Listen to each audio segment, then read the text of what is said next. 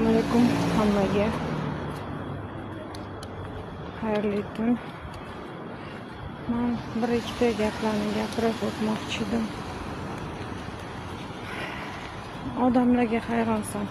Nega birovni o'tmishini, nega hayotini qo'llashar ekan? Nega insonlar tinch yasholmas ekan? Men shu narsani hazm qila olmayman. Juda ham ko'p ozor ko'rganman insonlardan. To'g'ri, otasiz o'sdim.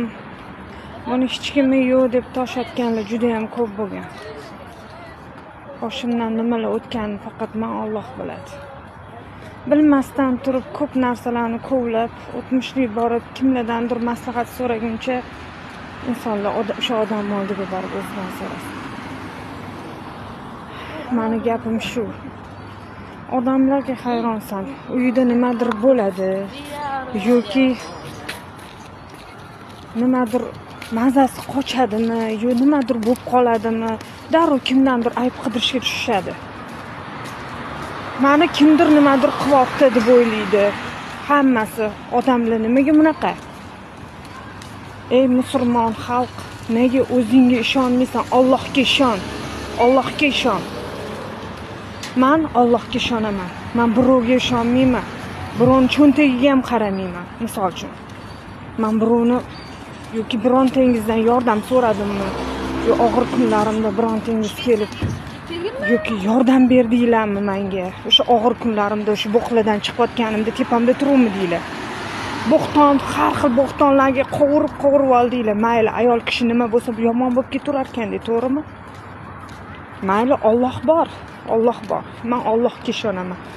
Mana kimdir olsin, yo tegib olsin deb men kimgadir osiladigan odam emasman. Menga Alloh shu peshonamga yozganki, o'sha narsani ko'rib yashayapman. Mani g'iybatimni qilib, orqamdan ko'ylab, kimnidir gumon qilib, kimdadir mazam bo'lmadi, men shu odamdan gumonim bor degandan ko'ra, iymoningizdan ayrilib bo'ldingizda siz. O'sha musulmon bo'lib turib, mana bunday ro'mollarni o'rab turib, iymoningizdan ketib bo'ldingiz. Undan ko'ra siz o'zingizni o'zingiz davolang. Har narsani ichingizga yutib, o'zingiz kasalga duchor qilib, keyin boshqalardan ayb qidirguncha. Men Allohga ishonaman. Men birovdan bir sim so'ramayman. Meni boqsin demayman birov. Meni oyoq qo'lim but, Allohga shukr. Azoblarim, boshimdan o'tganlarni faqat o'zim kechdim, o'zim olib o'tdim. O'sha yo'llardan o'zim yurdim, o'zim o'tdim. Birovni ayblamadim. Sizlar kimsizlarki, meni ayblab, yo meni xatoyimni qanaqadir nimadir kimlardandir maslahat olib bunaqa kimsizlarki meni o'tmishimni kovlaydigan. Bu o'tmish xatolar bu meniki. Meni go'rimga yo siz, yo boshqangiz borib yotmaysiz. Yo Alloh oldiga borsangiz siz javob bermaysiz.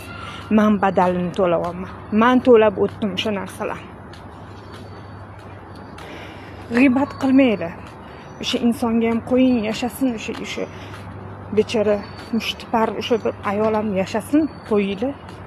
Nima keragi bor? Bu hayotda qiynalib, manaqa bir-birini g'iybat qilgan, fisq fasod qilgan, bilasizlarmi, g'iybat qilgan, o'sha o'lgan harom itni go'shtini yeyotgan bilan barobarsizlar hozir.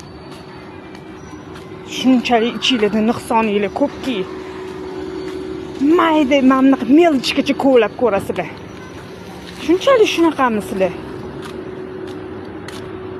Ozgina bo'lsa ham musulmoninglar, mana bu iymoninglar borligini esdan chiqarmanglar. Meni gapim shu. Birovni kovlashdan oldin o'zingizlarning hayotinglarni qurishni o'ylanglar. Ertaga yana nimadir bo'lsa, bechora o'sha odamni ayblaysizlar.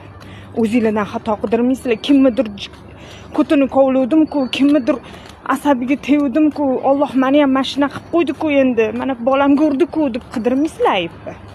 O'sha bechoraga urasizlar, mashina nimadir qilgan-ku deb yana o'sha aybdor bo'ladi. Yana bir nima bo'lsa kimni ayblaysizlar? Yana men aybdor bo'laman? Allohga kifoya qildim sizlar ekan.